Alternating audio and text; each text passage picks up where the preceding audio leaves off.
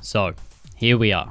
We finally made it to Metro Kingdom. It only took us 2 videos, but we did it. So we're in the nighttime portion of Metro Kingdom, which is a smaller split, I guess, if you will, compared to the day portion. But there's a lot going on in this split, and there are some things that we need to talk about, so let's just get into it. This is a kingdom that is seen to end many, many runs, due to the fact that there's a slightly awkward long jump strat in it, as well as a boss fight at the end that can potentially lose you up to 30 seconds if you make a mistake. But I mean, the reason that we're here today is to avoid that, right? So let's figure this out. Once you've skipped through all the necessary cutscenes and skipped through all the stupid cappy text as per usual, what you're going to want to do is simply jump and dive forward twice, roll boost twice, and then triple jump to land on this part of the girder here, then triple jump again, and throw cappy at the wire to capture it straight away.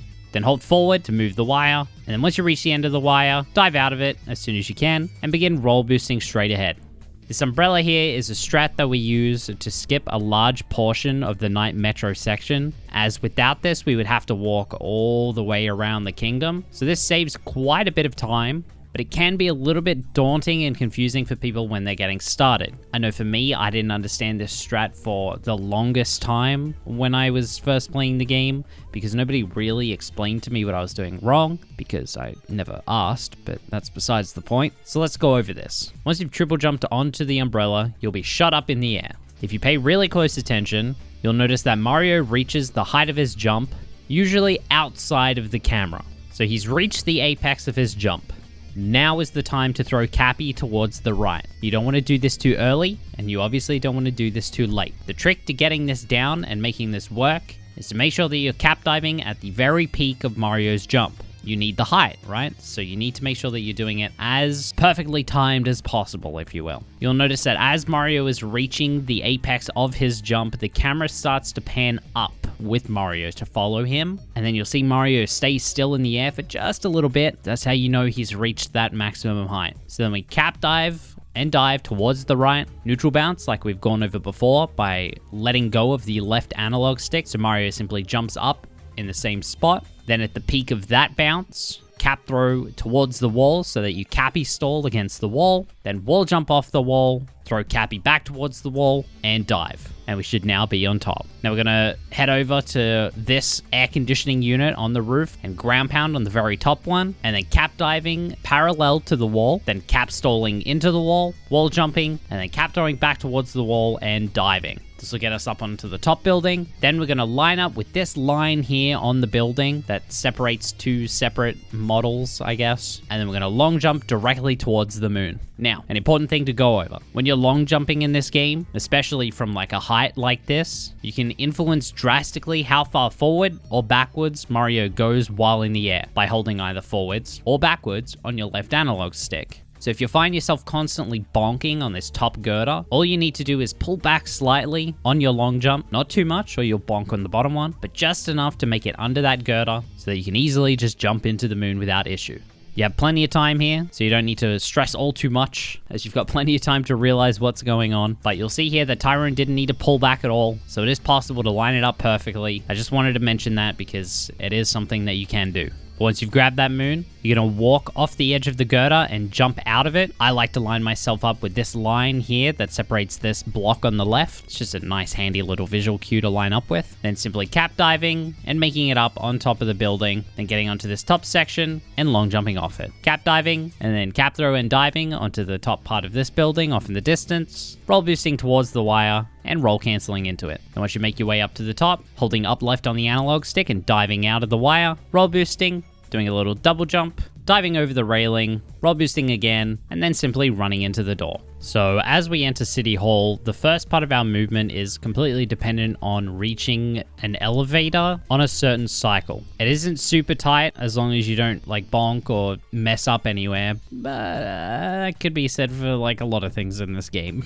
But anyway, as soon as you gain control of Mario after entering City Hall, roll and then instantly long jump. Then while making sure to not accidentally jump to your death, do a triple jump, then cap dive towards this line here on the wall. This is to make sure that when you wall jump, you're not underneath the platform towards the right, and you're in a position well enough so that you can then cap throw and dive towards the left. And simply making your way onto the elevator before it leaves the station, get up against the wall, turn away from the wall, and get ready to backflip as soon as the elevator hits the top. As soon as you backflip, hold up on your left analog stick, you'll then be able to wall jump, then cap throw and dive towards the left. Once you land on the pole, hold right on the left analog stick ever so briefly so Mario turns towards the back wall, then just begin spamming the jump button. If you did the movement properly up until now, you should be able to gracefully skip this gap in the pole, and then once you're on the second pole, jump off the wall twice, then move your analog stick towards the right again so that Mario moves around the pole, jump across to this other pole,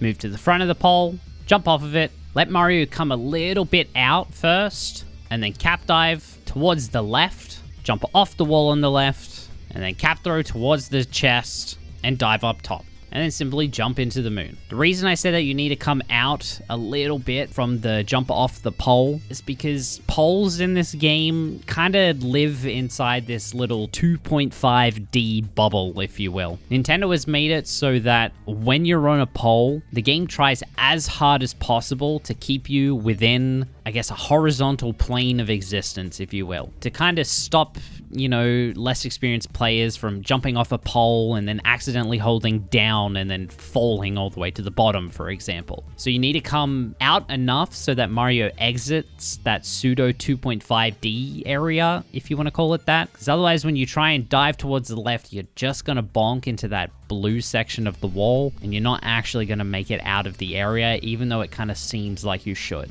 But anyway, now that we're out of there, cap dive towards the wall on the left and wall jump off of it, then throw Cappy towards the chest and dive. If you position yourself properly here, you won't bonk into the chest or anything silly like that, but even if you do, it's not really a massive time loss, it's quite minimal. But one thing that should be noted here is if you try and dive at roughly about the same time that Cappy actually interacts with the chest, you may notice that Mario won't actually do anything and your input will be kind of dropped. So with Odyssey, there's a lot of instances where the game will actually drop your inputs based off things that are going on within the game, because a lot of things in this game kind of cause like lag or micro lag, if you will, and interacting with chests like this is a big one. If Cappy interacts with the chest at about the same time that you try and dive, your input's just going to get basically deleted and nothing's going to happen. So you either have to dive before Cappy interacts with it, or wait until Cappy has already interacted with the chest and then dive. This might seem a little weird, and the timing might be a bit strange, but getting used to doing this early will actually be quite beneficial in the long run, as there are multiple instances of things like this throughout the entire game. But anyway, jump into the moon, and then grab it, and then after you've grabbed it, cap dive, and dive towards the platform on the right, then run towards camera and long jump.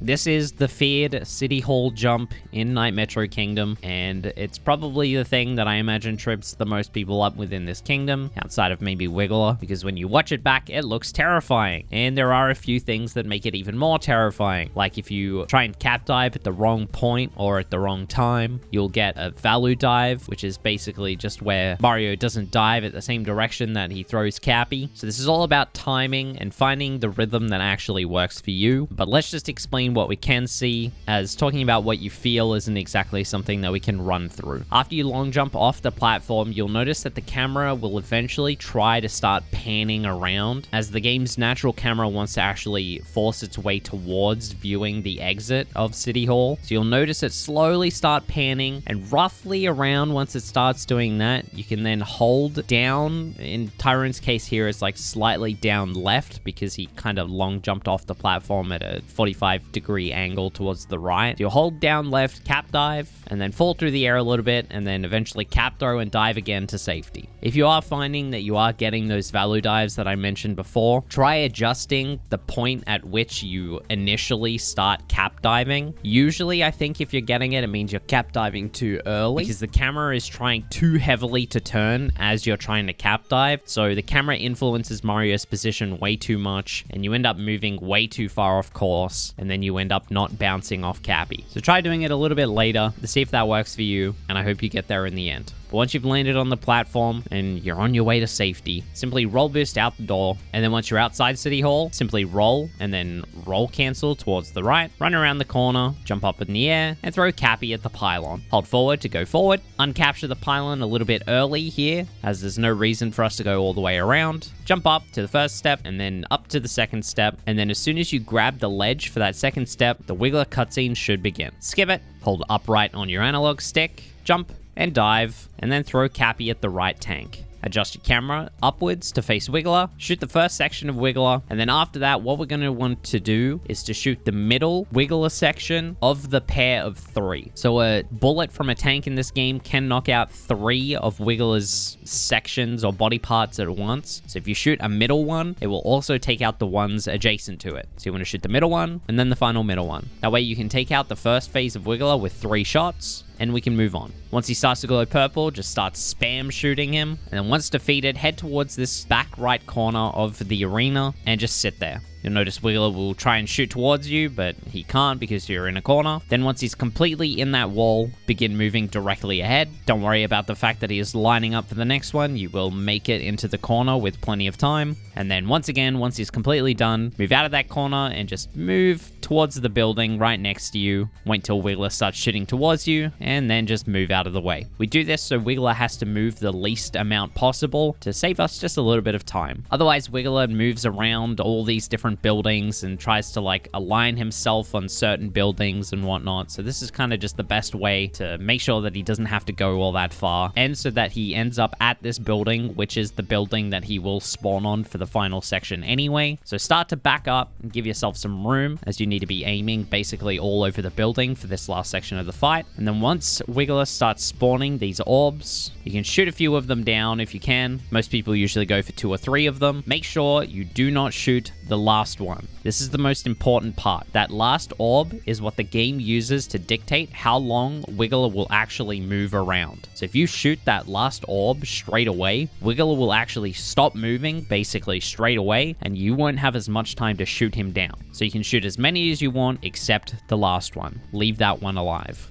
Once you've shot as many as you want, you can start aiming towards Wiggler. It's usually a good practice here to start moving or inching forward when you can, so that you're actually closer to Wiggler and your bullets have to travel less. Of course, you only need to do this if you've got a pattern that allows you to move forward. It's kind of like a thing that you can't do every single time, so I should probably preface that. The Wiggler fight here is completely RNG based on the pattern that Wiggler moves in, so it's really hard to give directions for people on how to improve this or how to learn this even, because we might show one pattern here or two patterns here, but it's completely redundant for a pattern that you might get where Wiggler circles over himself like 5 times and then you can't really do anything. So Wiggler kind of comes down to mostly just repetition and doing your best to understand the fight and try and make things up as you go along, which I guess is usually the opposite of how Odyssey goes. But when there's an underlying level of RNG, there's really nothing else you can do except prepare yourself for as many situations as possible. But anyway, as you're moving in position, just like before, we're trying our best to shoot as many of the quote-unquote middle sections of Wiggler's body as we can, usually just keeping our reticle in about the same position as Wiggler moves and just shooting at a timed interval. Usually wields the best results, as Wiggler will more or less move himself into your path and you can just shoot him off one by one. And then once he stops, just shooting any remaining orbs. Then just like before, once he starts to glow purple, start spam shooting until you finally defeated him. After his death animation, he's going to shoot out a multi-moon. You're going to start spamming the cap throw button to buffer a cap throw. And then as soon as you gain control of Mario, you should throw out Cappy, so then you can just dive forward and jump into the moon. And that's it. We're out of Night Metro. What could possibly be worse than that? Except maybe Day Metro.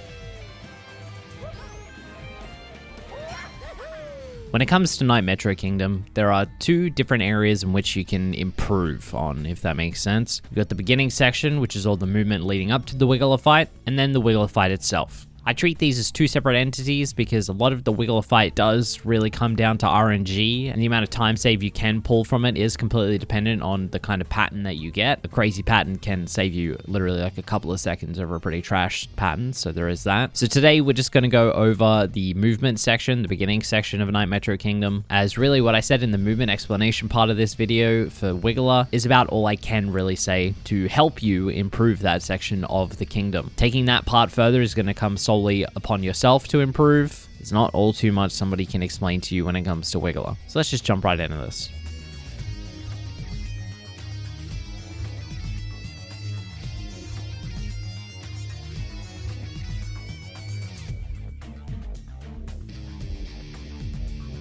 Our first clip here is some upgraded beginning movement, where we're not only adjusting the camera, but we're also spin pounding at the beginning, rolling up the slope, and then triple jumping, taking a more direct line. This ends up saving about half a second. This isn't crazy difficult, but might be a bit too much for somebody who's just starting out. Some important things to note are if you want to adjust your camera like this in the improved movement, you need to be holding right on your right analog stick during the cutscenes leading up to this point and the Cappy text. This will sort of unlock the camera, if you will, as otherwise the camera is actually locked in the position that you see in the basic movement, and there's not really a whole lot you can do about it.